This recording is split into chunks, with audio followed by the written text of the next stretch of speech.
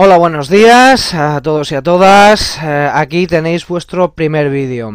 En este caso va a ser el apartado 1 del tema 11. La formación de los dos bloques. El primer subapartado va a ser los orígenes de la Guerra Fría, 1945-1947, que va a contar con una introducción con la explicación de lo que será la doctrina Truman, una de las primeras medidas, el Plan Marshall, que estará íntimamente relacionado con la doctrina Truman y la respuesta soviética ante esta situación.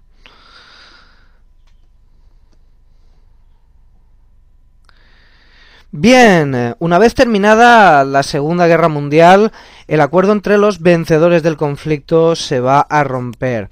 Ha habido un cambio de gobierno en los Estados Unidos y el presidente Roosevelt fallece poco antes del final de la Segunda Guerra Mundial, siendo sustituido por Harry Henry S. Truman. Bien, Harry Truman ha sido impuesto como vicepresidente de los Estados Unidos por el ala derecha del Partido Demócrata. Ya hemos hablado un poco de él durante el tema de la Segunda Guerra Mundial. Sabemos que es una persona que en política exterior va a ser especialmente conservador. Por otra parte, Truman llega al poder en Estados Unidos porque al vicepresidente socialdemócrata que había tenido Roosevelt durante todo el periodo de la guerra y el New Deal, Wallace, propugnaba una competición con la Unión Soviética para demostrar cuál de los dos sistemas eran mejores, si el del New Deal socialdemócrata norteamericano o el comunismo soviético de tipo estalinista. En todo caso, el enfrentamiento va a ser abierto. Ya vimos que en la conferencia de Potsdam, Truman intenta impresionar a Stalin cuando le comunica la existencia del arma nuclear y que van a surgir problemas, ¿no?, a la hora de definir las zonas de ocupación, sobre todo en Asia. Japón se va a rendir a los norteamericanos ante el peligro de la ocupación soviética. Podríamos decir que ese es el primer episodio de la Guerra Fría, ¿no?, que es el conflicto del que vamos a hablar a lo largo de este tema. En todo caso, va a ser un enfrentamiento, por así decirlo, una partida de ajedrez prácticamente a vida o muerte entre el capitalismo y el comunismo.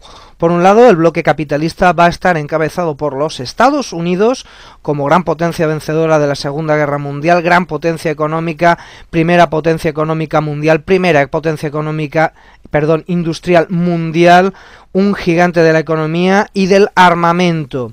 Del otro lado vamos a tener a la Unión Soviética, un país que había salido severamente castigado de la Segunda Guerra Mundial con importantes destrucciones en su territorio, pero que no va a dudar en ningún momento en enfrentarse a los Estados Unidos. Realmente no podemos decir, bueno, hay varias teorías, ya lo veremos en la conclusión, cuál de los dos países, cuál de las dos superpotencias va a empezar lo que será la Guerra Fría, pero realmente ambas se temían la una a la otra. Ambos temían que sufrir un ataque o sufrir un proceso de expansión fuera, por así decirlo, a base de revoluciones o a base de cambios políticos en sus respectivas zonas de influencia e incluso en sus propios territorios. Y ya digo, ninguna de las dos superpotencias va a dudar en emplear cualquier clase de medios para frenar a la otra, salvo uno: la guerra nuclear.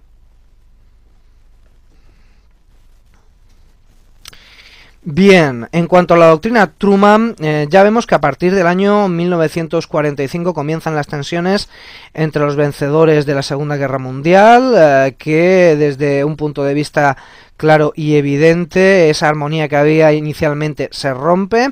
De hecho, ya en la última conferencia en Potsdam, como digo, empiezan a perfilarse las primeras tensiones y con el fin de evitar la supuesta amenaza comunista, y digo supuesta porque la Unión Soviética, como ya he comentado anteriormente, no estaba en condiciones de empezar una expansión más allá de las zonas de influencia pactadas en las conferencias de paz, ¿de acuerdo? No estaba en condiciones económicas y sociales, el país había quedado gravemente dañado y su dirigencia lo sabía, pero por la vía indirecta, ¿no?, pues van a intentar expandirse. Ya veremos en qué consiste. Por tanto, básicamente la doctrina Truman consistirá en una doctrina política basada en la contención del comunismo por cualquier medio allí donde se instaurase. para evitar el efecto dominó. ¿Esto qué quiere decir? Que si un país cae en la esfera de control comunista, posiblemente su país vecino lo hará, y otro, y otro, y otro, que se encuentren en la misma situación dramática que vivían los países de Europa después de la guerra, una situación de carestía, una situación de claro malestar social, donde el comunismo se podía expandir con relativa facilidad, incluso más allá de la zona de influencia soviética, que ya veremos en qué consistía. En todo caso, ya digo, se intentará evitar a toda costa que ningún país más cayera en la esfera de influencia soviética. Dicho planteamiento fue enunciado por primera vez por el presidente norteamericano Harry S. Truman, influenciado por Winston Churchill, que en su discurso de Fulton habla por primera vez de que un telón de acero, es decir, una línea divisoria en Europa, había caído separando al este del continente del resto del mismo.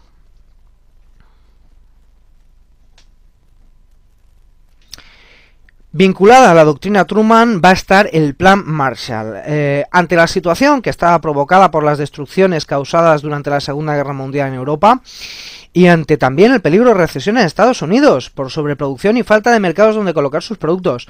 Recordemos que Europa Occidental, los países desarrollados, habían sido fundamentalmente aquellos que se habían destacado como los mercados de exportación y de colocación de capitales de los Estados Unidos antes del crack del 29.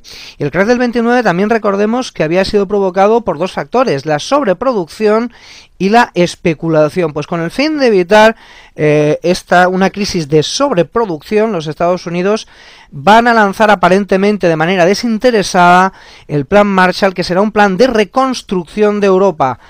Afectará a toda la Europa occidental y del sur, e incluso se les ofrecerá a los países de la Europa del Este, los cuales todos menos Checoslovaquia y Yugoslavia, y ya veremos por qué. Checoslovaquia porque se lo prohíbe Moscú, se produce el golpe de Praga y se implanta un gobierno totalmente fiel al Kremlin, y Yugoslavia porque va a tener disputas ideológicas con el Kremlin, ¿vale? Ya digo, Checoslovaquia estaba dispuesta a aceptarlo, pero tiene que renunciar a ello, pero Yugoslavia lo acepta, es decir, el comunismo yugoslavo, Tito, encabezado por Tito, que es el sobrenombre, el apodo de Josip Broz, B-R-O-Z, bien, líder de la resistencia yugoslava durante la Segunda Guerra Mundial. Recordemos que Yugoslavia fue el único país que, gracias a la ayuda occidental, gracias a la ley de préstamo y arriendo, consigue liberarse por sus propios medios de la ocupación nazi. Pues ya digo, tenía una posición ideológica un poco independiente. Ellos son evidentemente comunistas, pero no son comunistas dirigidos por Moscú, mantienen su independencia. Por así decirlo, sería un poco como los países de la Europa occidental con respecto a los Estados Unidos. Están dentro de la esfera de influencia norteamericana, pero ellos van a seguir teniendo una amplia autonomía de tomas de decisiones, tanto en política interna como en política exterior.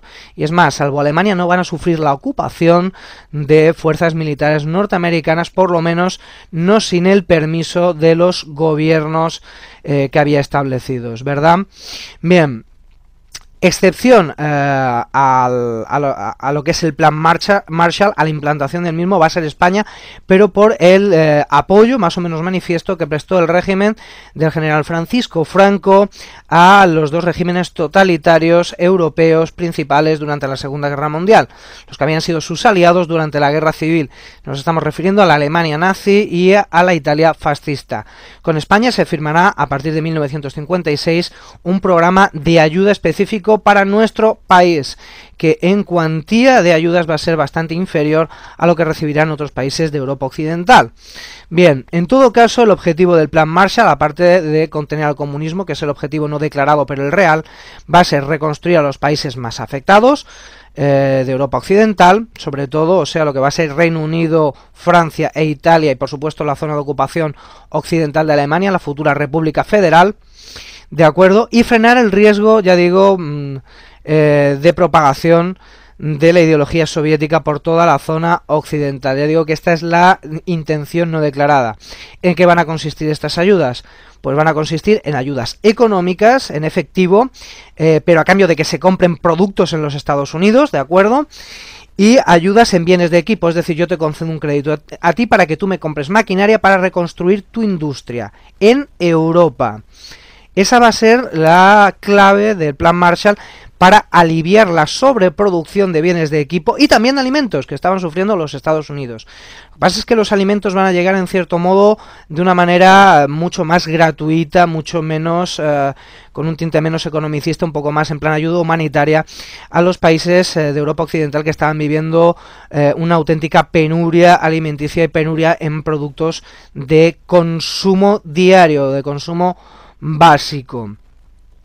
Por tanto, el plan Marshall va a ser un éxito, los países de Europa Occidental no se van a pasar al bloque socialista, los partidos comunistas van a perder el prestigio ganado durante la Segunda Guerra Mundial en países como Francia e Italia, ya digo que eran donde había posibilidad de que llegaran al poder por la vía democrática, y en todo caso el plan, este plan recibe el nombre del que fue el jefe de Estado Mayor Conjunto de las Fuerzas Armadas de Estados Unidos durante la Segunda Guerra Mundial, George C. Marshall, alguien plenamente preparado para desempeñar las funciones de secretario de Estado, es decir, ministro de Exteriores de los Estados Unidos. Bien, los soviéticos no se van a quedar cruzados de brazos ante el potencial económico desplegado por los norteamericanos en Europa Occidental y la oferta que ya digo se le hizo a los países de Europa Oriental para formar parte del plan Marshall, que como he comentado fue rechazado en bloque por todos menos por Yugoslavia, unas veces por acuerdo directo entre los gobiernos de los países ocupados por la Unión Soviética con Moscú y otras veces por métodos un poquito más drásticos, ¿no? Como fue la disolución de gobiernos en la zona oriental, bien mediante elecciones de dudosa legitimidad, bien mediante directamente golpes de Estado, ¿no? Como ocurrió en Checoslovaquia con el golpe de Praga del 48. En todo caso, la Unión Soviética va a reforzar el control que comenzaba a ejercer, como ya más o menos hemos podido ver, ¿no?, sobre sus países satélites al tiempo que creaba la Cominform.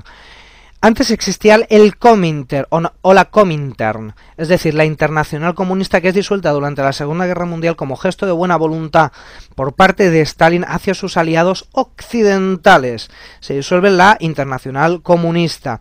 Pero terminada la guerra y ante esta situación ya de enfrentamiento más o menos claro, para coordinar la acción de todos los países comunistas europeos se va a crear la Cominform, que va a tener un peso especialmente relevante en la Europa Oriental, pero de hecho va a ser una de las es decir, la intervención de la Cominform en los asuntos internos de Yugoslavia va a ser una de las cosas que va a mover a Tito a desvincularse de Moscú y apostar por la vía yugoslava al socialismo, pero también la Cominform va a intentar coordinar a los países comunistas europeos de la zona occidental. Los tres más importantes van a ser el Partido Comunista francés, el Partido Comunista italiano y nuestro Partido Comunista, el PC. El Partido Comunista de España, que estaba manteniendo una guerra de guerrillas en aquel momento contra la dictadura franquista, lo que se conoció como el maquis. A través de la Cominform, cierto y verdad que no va a tener mucha eficacia en Europa Occidental. ¿Por qué? Porque en realidad los soviéticos van a llevar una política más cauta. No van a intentar en realidad, por aquellas destrucciones que ya digo que tuvieron en su país y porque tenían que apoyar también a los países ocupados por las fuerzas soviéticas a reconstruirse, no van a intentar, salvo en el caso de Berlín, que veremos más adelante, expandirse más allá de lo pactado en la conferencia entre Winston Churchill y Stalin durante la Segunda Guerra Mundial, la conferencia de Moscú, donde se reparten las zonas de influencia occidental y soviética en Europa. No van a intentar ir más allá.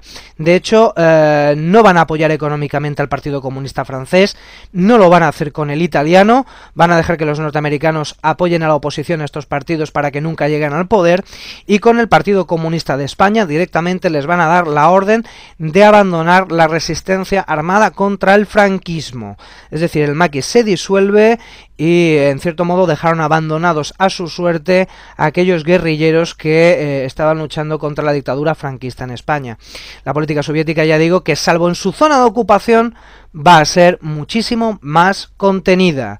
No van a querer ir más allá. Las grandes tensiones, como si no fueran poco las tensiones que ya hemos comentado, vamos a ver que la Guerra Fría va a comenzar, evidentemente, como ya hemos visto, se intuye que va a comenzar en Europa.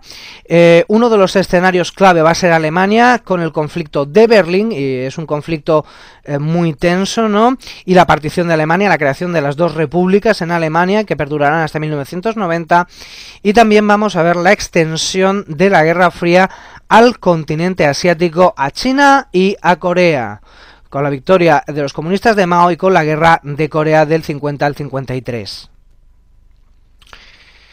Bien, evidentemente, ya lo hemos visto, la Guerra Fría va a comenzar en Europa y se va a producir lo que es el bloqueo de Berlín y la partición de Alemania. El comienzo de la Guerra Fría en Europa suele venir señalado por la implantación definitiva de las llamadas democracias populares. Era un eufemismo para hablar de los regímenes controlados por Moscú, ya digo, todos menos Yugoslavia, y a partir de los 60 Albania. Pero Albania, el país más pobre de Europa, lo era entonces y lo sigue siendo hoy día, se va a pasar a los maoístas. No van a dejar de ser comunistas, eran encabezados por su amado líder, comillas, puntos suspensivos, Enver Hoxha, pero da la casualidad de que van a abandonar la órbita soviética para pasarse a la órbita china. Ya sé que es algo un poco particular, ¿no?, en el contexto en el que estamos, pero va a ser así. En todo caso, las democracias populares, ya digo que salvo Yugoslavia, van a seguir a rajatabla, por lo menos hasta comienzos de los años 50, ya veremos, va a haber problemas, ¿no? Más adelante van a querer desvincularse parcialmente de Moscú, van a seguir a rajatabla las instrucciones que venían desde el Kremlin, implantando regímenes calcados del que había en la Unión Soviética, en lo social, en lo político y en lo económico. Bien, en línea con el proceso anterior, los soviéticos van a querer afianzar su posición en Alemania, lo que les lleva a intentar anexionarse la zona de ocupación occidental en Berlín. Y digo solamente en Berlín porque, como ya hemos visto, no van a iniciar una nueva guerra, ¿no?, para conquistar el resto de Europa, por los motivos ya señalados. La Unión Soviética materialmente no podía, el pueblo soviético ya había sufrido bastante, ¿no?, con la Segunda Guerra Mundial. Bien, en todo caso van a querer ocupar, van a querer anexionarse la zona occidental de Berlín. Recordemos que Berlín había sido conquistada única y exclusivamente, y quien diga lo contrario, quien piense lo contrario, pues debería leer un poco más de historia, ¿de acuerdo? Sobre todo algo relacionado con la batalla de Berlín, está disponible en casi cualquier fuente, podéis buscarlo hasta en la Wikipedia. Fue ocupada tras una sangrienta batalla, la capital del Reich, por las tropas soviéticas. Ya os he mencionado aquello de que Vasily Chuikov, el que estuvo al frente de la defensa de la ciudad de Stalingrado, se hizo el trayecto completito desde Stalingrado hasta Berlín. ¿De acuerdo? Bien, pues había 4 zonas de ocupación en Berlín. Una mitad de Berlín estaba ocupada en exclusiva por los soviéticos y la otra mitad estaba dividida en la zona de ocupación británica, norteamericana y francesa. Bien, para que el pueblo berlinés espontáneamente pidiese su incorporación a la zona soviética, la URSS, por orden directa de Stalin, va a bloquear los accesos terrestres a Berlín para provocar el desabastecimiento y que los berlineses pidieran directamente su anexión a lo que sería en un futuro la Alemania Oriental. ¿Pero por qué esto? Pues porque Berlín se estaba convirtiendo en un coladero por la que la población de la zona de ocupación soviética estaba huyendo en masa a las zonas de ocupación occidental en Alemania. Así pues, en 1949 comienza el bloqueo de Berlín, y los aliados occidentales van a responder suministrando por aire, creando un puente aéreo, puesto que las aerovías no habían quedado cerradas, ¿de acuerdo? Mediante un puente aéreo con aviones de carga van a suministrar a Berlín Occidental todo lo que ellos necesitaban para su vida diaria, desde productos de primera necesidad hasta el carbón para las calefacciones y las centrales eléctricas. Cierto es verdad que los soviéticos nunca intentaron matar de frío y de hambre a nadie, solo querían que estuvieran descontentos o muy descontentos, puesto que se les permitía ir a comprar tanto carbón como productos de primera necesidad en Berlín Oriental. Sin embargo, la población berlinesa occidental va a demostrar su voluntad de resistir ante estas políticas y nunca, salvo en muy contadas ocasiones, van a hacer lo que los soviéticos pretendían, y eso que estaban sufriendo cortes de electricidad continuos cada 2x3 porque la mayoría de las centrales eléctricas estaban en Berlín Oriental.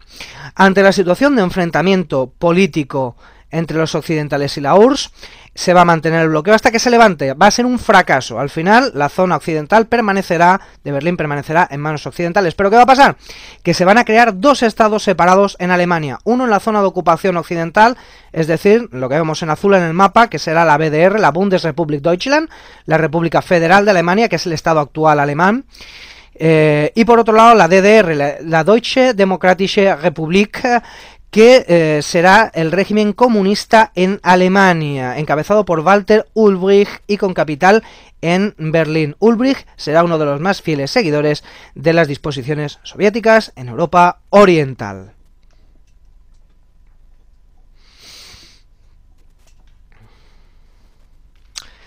Pero la Guerra Fría no se va a quedar quietecita en Europa. El enfrentamiento entre los dos colosos, entre los Estados Unidos y la Unión Soviética, se va a extender a Asia. Vamos a ver el conflicto chino y el conflicto coreano. La revolución y la victoria comunista china en la guerra civil van a ser claves. Es un conflicto, el conflicto civil en China, que había comenzado ya en los años 30, pero durante la Segunda Guerra Mundial, e inclusive antes, ¿no?, frente a la agresión japonesa, tanto Mao, que es el líder, Mao Zedong, como que es el líder comunista, como Chiang Kai-shek, van a pactar una tregua y van a luchar ambos al unísono contra la ocupación japonesa. Chiang Kai-shek y el ejército nacionalista chino, bueno, por así decirlo, la derecha china o los liberales chinos, como lo queramos ver, aunque no era otra cosa que una dictadura personal encabezada por Chiang Kai-shek y los militares, van a realizar una guerra convencional, mientras que Mao va a continuar y los comunistas van a continuar con la guerra de guerrillas contra el ocupante japonés. Bien, cuando termina la Segunda Guerra Mundial, se reactiva el conflicto interno chino y a pesar de los intentos de mediación norteamericanos encabezados por el secretario de Estado, George Marshall, que precisamente por el plan que lleva su nombre y por esta mediación va a recibir el Premio Nobel de la Paz, de acuerdo, no se va a conseguir, a pesar de estos intentos de mediación, un acuerdo de paz entre las dos Chinas y al final el conflicto se va a saldar con la victoria de las tropas comunistas de Mao, proclamándose la República Popular de China en 1949 y convirtiéndose por aquel entonces en un fiel aliado de Moscú. Y digo por aquel entonces porque con el fallecimiento de Stalin, lo veremos a lo largo del tema, y la subida a poder de Nikita Sergeyevich Khrushchev, los comunistas chinos van a denunciar el nuevo modelo que se va a implantar en la Unión Soviética y se van a querer situar a la cabeza de la ortodoxia, de la rama más extremista del comunismo, por así decirlo, la rama más rigorista del comunismo, y se van a querer poner al frente del movimiento comunista internacional, agriándose las relaciones con Moscú.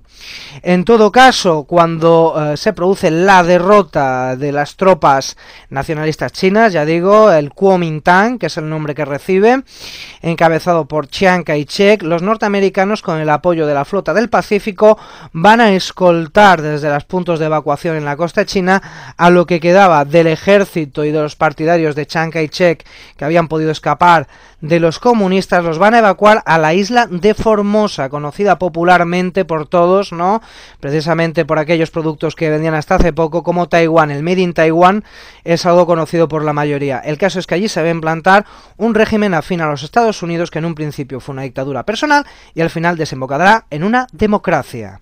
China sigue a día de hoy dividida. En cuanto a Corea, bueno, pues Corea va a ser algo parecido a lo que va a ocurrir también en Vietnam, que quedará dividido por el paralelo 17. Corea va a quedar dividido por el paralelo 38 y sigue dividida a día de hoy. Durante la Segunda Guerra Mundial, el norte del país va a quedar ocupado al finalizar el conflicto por las tropas soviéticas, mientras que el sur va a quedar ocupado por las tropas norteamericanas. En el norte se va a implantar un régimen comunista encabezado por Kim Il-sung, el primero de los tres Kim que hasta la presente se han sucedido como dictadores prácticamente personales, por no decir que es una dictadura personal, con escasa vinculación con el marxismo de Marx, inclusive con el marxismo soviético posterior, e inclusive a día de hoy con lo que será la línea del Partido Comunista Chino. Es un régimen basado en la doctrina Juche, que en fin, no os la voy a explicar, pero en realidad muy marxista no es que digamos. Donde se ha visto que en un país que se autotitula comunista, ¿verdad?, se sucedan en el poder el padre, el hijo y el nieto. Eso es algo que no tiene nada que ver, ¿no?, con lo que sería el marxismo, ni el de Marx, inclusive ni el de Stalin, ¿vale?, ni el comunismo de Stalin. Desde luego, en el norte Kim Il-sung va a aprovechar para rearmarse con la ayuda de los soviéticos, mientras que en el sur el ejército surcoreano va a ser mucho más débil. El régimen de Syngman Rhee, que había sido un feroz nacionalista que opuso una oposición feroz contra la ocupación japonesa, al igual que Kim Il-sung, todo hay que decirlo, ambos estuvieron en su día en contra de la ocupación japonesa, porque Corea desde el año 1905 había sido una colonia de Japón, un territorio conquistado y dominado por los japoneses, por el imperio del sol naciente. El caso es que, ya digo, terminada la guerra van a aparecer las dos Coreas, y precisamente por una malinterpretación, de unas declaraciones del secretario de Estado norteamericano, ya no era George Marshall, ¿no?, mejor dicho, por el embajador de los Estados Unidos en la ONU, el bloque comunista va a interpretar que se les dejaría actuar en caso de que quisieran reunificar Corea por la fuerza. Así pues, desde Moscú y desde Pekín se le da luz verde a Kim Il-sung, comienza la guerra de Corea, y al principio las tropas surcoreanas se baten en retirada. Parece que la guerra de Corea iba a terminar rápido, pero los norteamericanos, bajo bandera de la ONU, va a ser la única vez que la ONU participe en operaciones de combate abiertamente, pues van a enviar tropas y todo tipo de material para apoyar a Corea del Sur. Se produce un fulgurante contraataque. Las tropas norteamericanas, surcoreanas y de la ONU van a estar comandadas por el líder de las fuerzas norteamericanas en el Pacífico durante la Segunda Guerra Mundial, el general MacArthur, y van a conseguir llegar hasta la frontera de Corea del Norte con China.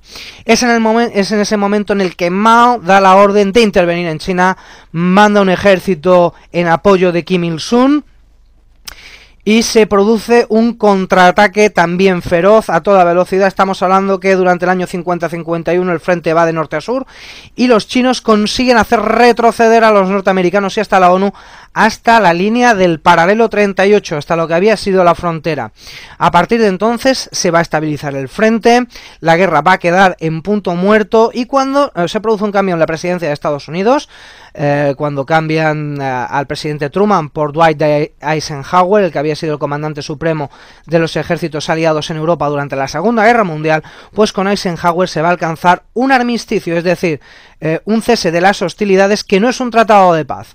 De hecho, en el año 1953, Corea del Sur y Corea del Norte oficialmente siguen en guerra, pero no combaten, y ambos países siguen divididos.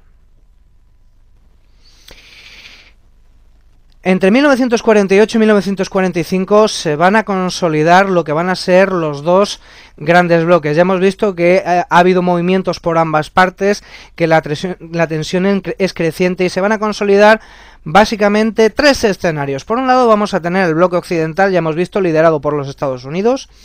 De otro lado vamos a tener al bloque comunista, encabezado casi sin fisuras por la Unión Soviética en aquella época, y finalmente el movimiento de países no alineados, que va a intentar ser una tercera vía proveniente del tercer mundo. En cuanto a cómo se configura el bloque occidental, bueno, pues se van a crear toda una serie de estructuras de apoyo mutuo y lideradas en su inmensa mayoría, quiero matizar esto, por los Estados Unidos. Entre ellas tenemos alianzas militares como la OTAN, la Organización del Tratado del Atlántico Norte, a la que se incorporará España después de la transición en el año 1981. Nos incorporaremos a la estructura política hecho refrendado en el año 1986 después de un referéndum confirmado por el pueblo español, un referéndum convocado durante el primer gobierno socialista. Después tendremos el ANZUS con Australia y Nueva Zelanda, la SEATO con los países del sudeste asiático en Asia, es decir, Tailandia, Filipinas, Vietnam del Sur, Corea del Sur, etcétera, ¿vale?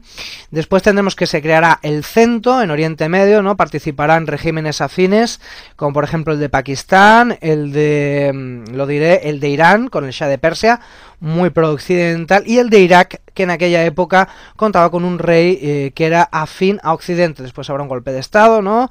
Durante el cual el partido primero serán con el control los comunistas y después habrá otro golpe de Estado y será con el control el partido Baas, ¿no? Que acabará liderado por Saddam Hussein de triste memoria. Finalmente también se firmará un tratado mutuo, de colaboración mutua con Japón, un poco en la misma línea que el que se firmará con España en el año 53. También habrá organizaciones de tipo político y también militar, como es el caso de la OEA, la Organización de Estados Americanos, que será la que legitimará muchas de las intervenciones de Estados Unidos en Latinoamérica para impedir que el comunismo se extienda por el continente. Ya vemos que van a fracasar, con el paso del tiempo lo veremos, en dos lugares, por un lado en Cuba y por otro lado fracasarán parcialmente en Nicaragua durante los 80. En Europa, ¿qué va a ocurrir? Que los países de Europa van a intentar desmarcarse un poquito, seguir su tercera vía, un poco al margen de los Estados Unidos. Se crea el mercado común, lo que es actualmente la Unión Europea, que va a ser una vía de cooperación económica, ya digo, al margen de la influencia norteamericana, con el fin de evitar un nuevo enfrentamiento europeo a base de coordinar sus economías. Es decir, si hacemos negocios entre nosotros, ¿de acuerdo? Una guerra sería impensable porque nos perjudicaríamos mutuamente. ¿Bien? Y crear un mercado interno que fuera capaz de autoabastecerse y de depender un poco menos desde un punto de vista económico. Y si eres independiente desde un punto de vista económico, serás más independiente desde el punto de vista político. En este caso, el gran hermano protector, los Estados Unidos de Norteamérica. En todo caso, la Unión Europea va a arrancar con la CECA, la Comunidad Europea del Carbón y el Acero, dos productos básicos, dos industrias básicas de la época, y se va a desarrollar con la creación del mercado común, después denominado CE, gracias al Tratado de Roma de 1957. En cuanto al bloque comunista, bueno, pues ya vimos que se crea la Cominform y que se implantan regímenes prosoviéticos, las democracias populares, pero se va a profundizar en la consolidación del bloque comunista en la Europa oriental, a imitación de lo que habían estado haciendo los norteamericanos, que, si podéis ver un mapa, habían rodeado con alianzas militares a la Unión Soviética y a sus aliados, en este caso la China comunista, Corea del Norte, los países del bloque del Este. Vale, pues los habían rodeado de alianzas militares y, para que lo sepáis, de bases norteamericanas con capacidad nuclear. Va a ser por eso por lo que en 1949, y gracias al espionaje que se había desarrollado en el proyecto Manhattan, los soviéticos van a poder lanzar su primer arma atómica apenas 4 años después de que lo hicieran los norteamericanos. El diseño y la construcción de la primera arma nuclear, conocida como RDS-1, va a ser una prioridad para el régimen soviético, puesto que desde la URSS, en el Kremlin, temían que los norteamericanos lanzaran desde todas estas bases que rodeaban a la URSS un ataque nuclear devastador en caso de que las tensiones se acrecentaran. Ya digo que en un país en el que se pasaba carestía, en un país que estaba en pleno proceso de reconstrucción, van a destinar recursos ingentes al diseño y construcción de la RDS-1, su primera arma atómica, que no es otra cosa sino una copia de la que se lanzó sobre Nagasaki, ¿de acuerdo? La Fat Man. Pero curiosamente se va a lanzar también desde un bombardero Tupolev 4, que es una copia directa del B-29 que la había lanzado sobre Nagasaki. Van a ir más allá los soviéticos y van a crear una organización de defensa conocida como el Pacto o Tratado de Varsovia, firmado en 1955, y que es una clara imitación de la OTAN en Europa, directamente, ¿de acuerdo? Ya durante el gobierno de Khrushchev, a partir del 54, ¿no?, se implementa esta organización para darle más responsabilidad a los países afines en Europa del Este en su propia defensa. La Unión Soviética, ya digo, tenía que reconstruirse y también querían aflojar, por así decirlo, con Khrushchev un poco las tensiones, el dominio, el puño de hierro que habían tenido sobre los países ocupados de la Europa del Este en aquella época. Una excepción, lo veremos más adelante, será la intervención en Hungría. Por otra parte, van a crear también el Comecon, el Consejo de Asistencia Económica Mutua, pero en este caso no para defenderse tanto de los Estados Unidos, sino para cooperar económicamente con los países de su esfera de influencia en Europa Oriental, y también más tarde se añadirán Cuba y Vietnam. En todo caso, la Unión Soviética va a ser el gran benefactor y suministrará a estos países fundamentalmente bienes energéticos, sobre todo petróleo y gas, para hacer funcionar sus economías. Y también créditos blandos. La tercera vía, bueno, pues tenemos el movimiento de países no alineados. El mismo surge por el deseo de una serie de naciones que acaban de alcanzar la independencia de no depender de ninguno de los dos bloques, es decir, de no volver a caer en un nuevo colonialismo. Por tanto, no querían depender ni de la Unión Soviética ni de Norteamérica y van a intentar postularse, por así decirlo, en un camino intermedio, intentando mantener buenas relaciones tanto con los unos como con los otros, tanto con Estados Unidos y la Unión Soviética, los países de sus respectivas esferas de influencia, como entre sí, también entre los países que van a participar en el movimiento de países no alineados, que van a ser todos del tercer mundo. Es un movimiento que, ya digo, surge de los países recientemente descolonizados, que además quieren iniciar su senda hacia el desarrollo. Por tanto, ellos buscan la ayuda de las dos grandes superpotencias precisamente para salir del subdesarrollo y mejorar las condiciones de vida generales, porque saben que si se implican en las políticas de bloques, al final eso no va a ser posible, se van a ver envueltos en la Guerra Fría, ¿de acuerdo? Con gastos en materia de defensa que no les iban a traer a cuenta, para que nos entendamos. Bien, el primer paso de los países del movimiento de países no alineados será la conferencia de Bandung, una localidad de Indonesia donde destacarán las figuras de Nehru, que era el primer ministro indio, de Nasser, que era el presidente de Egipto, y de Sukarno, que era el presidente indonesio. Salvo la India, y la India va a tender durante la era Nehru y durante el gobierno de su hija Indira, ¿no? Indira Gandhi, va a bascular un poco hacia un modelo socialista, ¿vale? Un modelo de intervención del Estado en la economía. Y lo mismo va a pasar en el Egipto de Nasser y durante la Indonesia de Sukarno. Después todos estos países van a bascular de nuevo hacia Occidente. En todo caso, los países del movimiento de países no alineados, más tarde o más temprano van a acabar basculando hacia uno u otro bloque. Por tanto, será un fracaso. En conclusión, pues podemos ver que poco después de finalizar la Segunda Guerra Mundial, por motivos diversos, se va a romper la gran alianza contra el nazismo y el imperialismo nipón y la concordia que reinó más o menos entre los antiguos aliados. Hay varias teorías que explican este fenómeno, ya lo hemos apuntado al comienzo de este apartado, ¿no?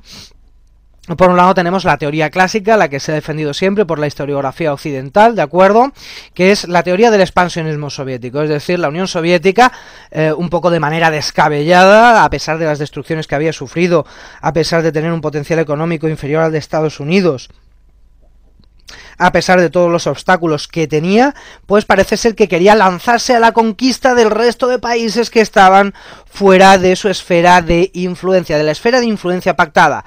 Los hechos, como muy bien va a poner en evidencia Oliver Stone en su serie documental La historia oculta de los Estados Unidos, los hechos desmienten lo contrario. Van a ser los norteamericanos los que inicien, parece ser, esa es la otra teoría, ¿de acuerdo? Parece ser que van a ser los norteamericanos los que, con Harry Truman y los intereses y los lobbies de presión dentro del propio gobierno norteamericano, por miedo a caer en una nueva recesión, van a ser los que inicien los movimientos contra la Unión Soviética. Por tanto, todas estas políticas de control sobre los países del bloque oriental que implementarán los soviéticos no son sino una consecuencia de las políticas lanzadas por los norteamericanos a partir, ya digo, del discurso de Fulton, pronunciado por Winston Churchill, de la enunciación de la doctrina Truman y de la puesta en marcha del Plan Marshall, que como ya he comentado, se ofrece también a los países del este de Europa